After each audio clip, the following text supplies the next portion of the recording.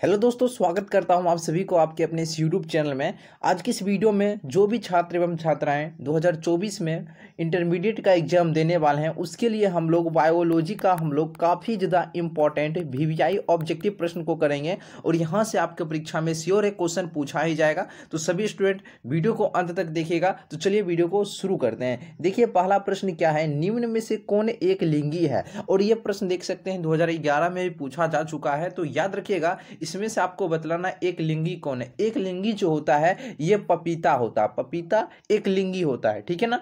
दूसरा प्रश्न देखिए, प्रश्न है आपका निम्न में से कौन उभयलिंगी पादप नहीं है। देखिए पूछा जा रहा है उभयलिंगी पादप नहीं है। देखिए उभयलिंगी जो पादप है वह पपीता नहीं है, क्योंकि आप जानते हैं पपीता जो है वह एक लिंगी है, यह उभयलिंगी की बात कर रहा है। तो पपीता जो है आपका उभयलिंगी नहीं है। तो सही जवाब ऑप्शन नंबर बिल्कुल ए हो जाएगा, ठीक है ना। देख सकते हैं ये भी परीक्षा में पूछा जा चुका है। अगला प्रश्न देखिए क्या है, SO2 यानी कि सल्फर डाइऑक्साइड, इसका प्रदूषक का सूचक कौन होता है। इसका सूचक होता है लाइकेन। क्या होता है? लाइकेन होता है। अवश्य याद रखिएगा। इसका हम PDF आपको हम व्हाट्सएप ग्रुप पर एंड आपको टेलीग्राम ग्रुप पर डाल देंगे, ठीक है ना। दोनों का लिंक वीडियो के डिस्क्रिप्शन बॉक्स में दे देंगे। ज्वाइन हो जाइएगा। जो भी स्टूडेंट अभी तक ज्वाइन नहीं हुए हैं तो ज्वाइन हो जाइएगा, ठीक है ना। चलिए अगला प्रश्न है आपका, मानव युग्मकों में गुणसूत्रों की कितनी संख्याएं होती है। जो मानव का युग्मक होता है यानी कि जो गैमीट होता है उसमें गुणसूत्र की संख्या कितना होता है? 23 होता है। कितना होता है? 23 होता है। 46 नहीं लगेगा। अगर पूछेगा मनुष्य में यानी कि मानव में गुणसूत्र की संख्या या फिर आपका यानी क्रोमोसोम की संख्या पूछता है तो कहिएगा 46। यहाँ पर मेंशन क्या है? सिर्फ युग्मक यानी गैमीट की बात कर रहा है। तो आपका सही जवाब 23 होगा। कितना हो जाएगा? 23 हो जाएगा। अगला प्रश्न है, अंडपरजक है। देखिए अंडपरजक जो अंडा मतलब पैदा करती है यानी अंडा, तो अंडपरजक आपको बतलाना है। तो मुर्गी, सांप, मगरमच्छ ये सभी अंडा पैदा करता है, यानी ऑप्शन नंबर बिल्कुल आपका डी हो जाएगा। अंडपरजक है। ये भी परीक्षा में पूछा जा चुका है, ठीक है ना। चलिए अगला प्रश्न देखिए अगर आप लोग इस चैनल पर जो भी स्टूडेंट नए हैं तो चैनल को जरूर सब्सक्राइब कर लीजिएगा और वीडियो को जरूर लाइक कर दीजिएगा, ठीक है ना। आप सभी लाइक करना भूल जाते हैं तो लाइक जरूर कीजिए, ठीक है। अगला देखिए, जब संतति की उत्पत्ति एकल जनक के द्वारा होती है तब यह क्या कहलाता है। जब संतति की उत्पत्ति एकल जनक के द्वारा होती है तो इसे क्या कहा जाता है? अलैंगिक जनन कहा जाता है। देखिए यहाँ पर गलत लिखा है, ठीक है ना। अलैंगिक जनन कर लीजिएगा। अलैंगिक जनन कहा जाता है। ऑप्शन नंबर बी सही जवाब हो जाएगा। अगला प्रश्न देखिए, मुकुलन द्वारा जनन किस में होता है। मुकुलन द्वारा जनन जो होता है आपका ईस्ट में होता है। किस में होता है? ईस्ट में होता है। सही जवाब क्या हो जाएगा? Option number A. अगला है, निम्न में कौन द्विगुणित संरचना है। देख सकते हैं बहुत बार परीक्षा में पूछा जा चुका है। द्विगुणित जो होता है वह आपका युग्मनज जो होता है, युग्मनज ये आपका द्विगुणित होता है। क्या होता है? द्विगुणित होता है, यानी कि 2n के इक्वल में होता है, ठीक है। चलिए क्रमिक विकास में योगदान किसका है। क्रमिक विकास में योगदान किसका होता है? क्रमिक विकास में योगदान होता है परपरागण का। ऑप्शन नंबर बिल्कुल बी सही जवाब हो जाएगा। देख सकते हैं ये भी परीक्षा में पूछा जा चुका है, जरूर याद रखिएगा।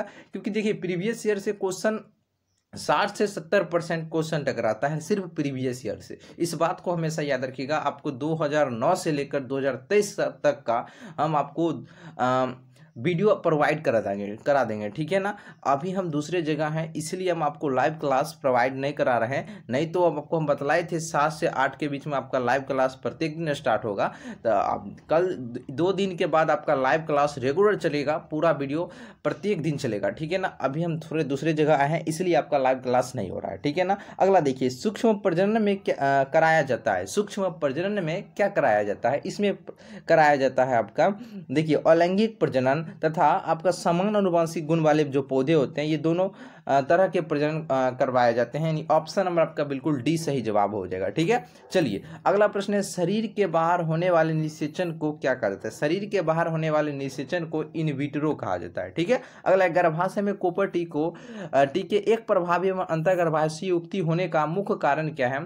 देखिए इसका जो मुख्य कारण है शुक्राणु के निषेचन क्षमता में कमी आ जाती है। ये भी कारण है गर्भाशय में कॉपर आयन मोचित होने के कारण शुक्राणु की भक्षण क्रिया में वृद्धि हो जाती है। ये भी कारण है और शुक्राणु की गतिशीलता में कमी भी आ जाती है। ये तीनों आपका मुख्य कारण है। तो सही जवाब ऑप्शन नंबर बिल्कुल डी हो जाएगा, ठीक है। चलिए अगला प्रश्न देखिए, प्रश्न क्या है, एक स्वस्थ महिला के पूरे जीवन काल में उत्पन्न कुल अंडों की संख्या होती है। एक स्वस्थ महिला के पूरे जीवन काल में उत्पन्न कुल अंडों की संख्या आपको बतलाना है। इसमें 400 होता है, सही जवाब क्या हो जाएगा 400, और ये 2018 में प्रश्न पूछा गया था। अगला देखिए, ऋतु स्राव चक्र किस में होता है? ऋतु स्राव चक्र किस में होता है? ये होता है किस में होता है आप सही बतले। ऋतु स्राव में मनुष्य, बंदर, चिंपैंजी, इन सभी में होता है। तो ऑप्शन नंबर बिल्कुल आपका डी सही जवाब हो जाएगा। अगला देखिए, युग्मक जनन में बनता क्या है? युग्मक जनन में क्या बनता है? युग्मक जनन में बनता है नर युग्मक और मादा युग्मक दोनों बनता है। तो सही जवाब ऑप्शन नंबर सी हो जाएगा। ठीक है, अगला देखिए, एक लिंगिता की स्थिति को उल्लेखित करने के लिए किस शब्द का प्रयोग होता है? एक लिंगिता की स्थिति को उल्लेखित करने के लिए, प्रदर्शित करने के लिए किस शब्द का प्रयोग करते हैं बतलाना है। सही जवाब हो जाएगा एक लिंगा श्रेयी का प्रयोग करते हैं, एक लिंगा श्रेयी का। ठीक है, अगला देखिए, अगला प्रश्न है क्या कह रहा है, जब जीव या पौधे के शरीर के किसी भाग में क्षतिग्रस्त होने के पश्चात पुनः उस अंग का वापस निकलना क्या कहलाता है? देखिए, जब जीव या कोई जीव हो या फिर पौधे के शरीर के किसी भाग में क्षतिग्रस्त होने के बाद, समझ रहे हैं ना, पुनः उस अंग का वापस निकल जाना। मान लीजिए अभी आपका बॉडी है, आपका शरीर है, मान लीजिए आपके किसी अंग के मान लीजिए त्वचा पर ही कट गया है। ठीक है, फिर उस त्वचा का निर्माण होगा, जिसे क्या कहा जाता है? कोशिका विभाजन, यानी कि सेल डिवीजन कहा जाता है। जब इसका जो निर्माण होता है ना, तो इसे क्या कहा जाता है? सेल डिवीजन कहा जाता है। फिर से निर्माण होता है, उसे क्या कहते हैं? सेल डिवीजन, जिसे हिंदी में उसको कहते हैं, क्या कहते हैं? जिसको हिंदी में कहा जाता है पुनरुद्भवन। क्या कहा जाता है? पुनरुद्भवन। अगर इंग्लिश में समझ सकते हैं, यानी सेल डिवीजन होता है, यानी कोशिका विभाजन होता है, यानी कि पुनरुद्भवन की जगह कोशिका विभाजन भी रह सकता है। तो सही जवाब आपका क्या हो जाएगा? Option number A. समझ गए? अगला देखिए, इनमें से कौन सा भाग द्विगुणित है? देखिए, द्विगुणित आपको बतलाना है। तो आप सभी जानते हैं युग्मनज जो होता है ये द्विगुणित होता है। अगला देखिए, जीन प्रकंद का एक उदाहरण है। जीन प्रकंद का उदाहरण बतलाना है। इनमें से कौन है जीन प्रकंद का उदाहरण? देखिए, अदरक जो है ना, ये अदरक जो होता है ये जीन प्रकंद का एक उदाहरण है। ठीक है ना। चलिए, कलिका रोपण का उदाहरण बतलाना है। कलिका रोपण का उदाहरण आपको बतलाना है। कलिका रोपण का उदाहरण जो इसमें से कौन हो जाएगा? कायिक जनन हो जाएगा। क्या हो जाएगा?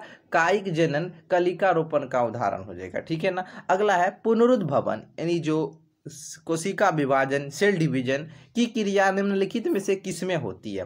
देखिए, 4 ऑप्शन दिया गया है, समझकर बतलाइए। सही जवाब हो जाएगा आपका स्पंजों में।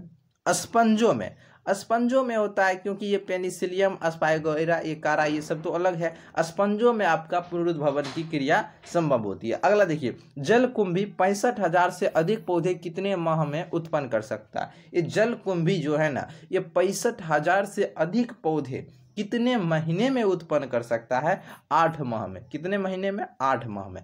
चलिए, अगला देखिए, अगला प्रश्न है आपका, इनमें कौन केवल एक बार अपने जीवन काल में पुष्प पैदा करता है? इनमें से कौन है जो अपने पूरे जीवन काल में पुष्प पैदा करता है? तो यह इसका नाम है बांस। क्या है? बांस।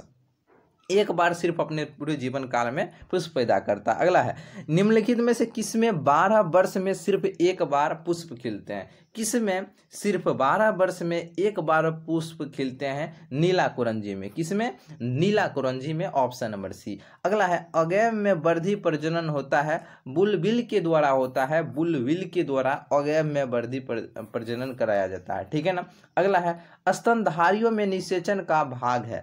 स्तनधारी में निषेचन का भाग क्या है? फेलोपियन नली। क्या है इसका भाग? फेलोपियन नली है इसका भाग। चलिए डियर, नेक्स्ट प्रश्न क्या कहता है? देखिए, प्राकृतिक अनिषेक जनन पाया जाता है। देखिए, प्राकृतिक अनिषेक जनन पाया जाता है। ये पाया जाता है किसमें पाया जाता है? मधुमक्खी में पाया जाता है। मधुमक्खी में।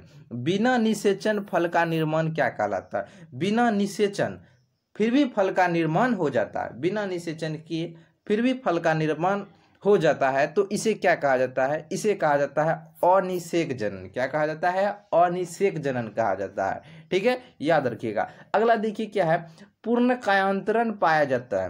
पूर्ण कायांतरण ये पाया जाता है, किसमें पाया जाता है? मक्खी और मच्छर में पाया जाता है पूर्ण कायांतरण मक्खी और मच्छर में पाया जाता है। ठीक है, द्विनिषेचन का परिणाम होता है, द्विनिषेचन का परिणाम क्या होता है? इसका परिणाम होता है भ्रूणपोष होता है। क्या होता है? भ्रूणपोष होता है। ठीक है, चलिए अगला प्रश्न है, एक पुंजक या फिर इसे कलोन भी कहते हैं, एक पुंजक या फिर कलोन के संबंध में निम्नलिखित में से कौन सही है? देखिए, एक पुंजक या फिर कलोन के संबंध में इसमें से कौन सही है?